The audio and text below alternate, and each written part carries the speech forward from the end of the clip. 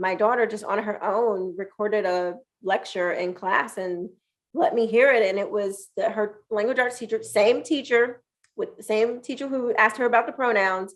Mhm. She said, oh, well, we're going to be learning about these books that are, we're going to be reading.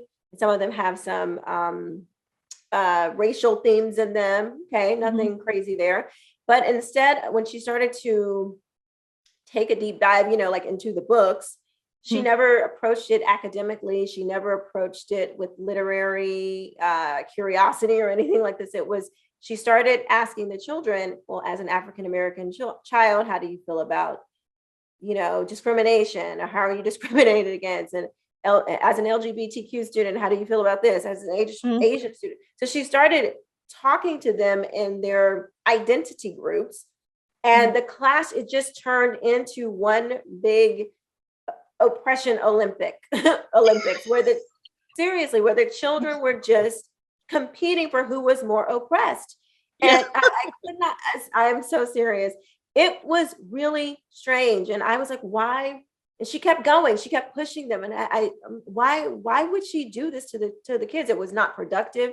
It did not bring them closer together. In fact, it really, you could tell it created a lot of contention.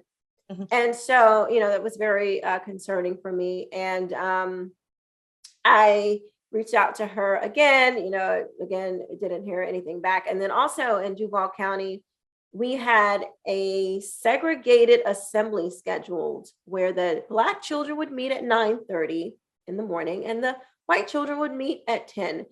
And there was a huge outcry from the community, and they still were going to continue with this assembly.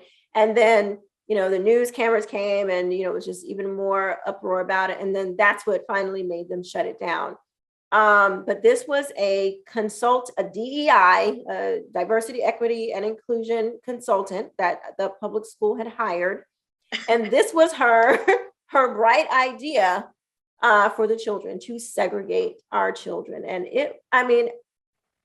this is how critical race theory is being played out in our public schools.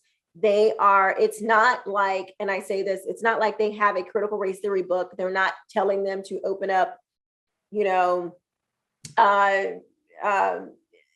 a book from like that Derek Bell wrote or Richard Delgado. And, they're not asking them to read that. But what they are doing is taking those ideas and pushing it into the classroom through critical pedagogy. It's so they can take a study on Martin Luther King, and the pedagogy of that study or reading or whatever it is can be turned into a critical race theory where they look at a particular instance only through the lens of race. And that is how critical race theory is coming into the classrooms.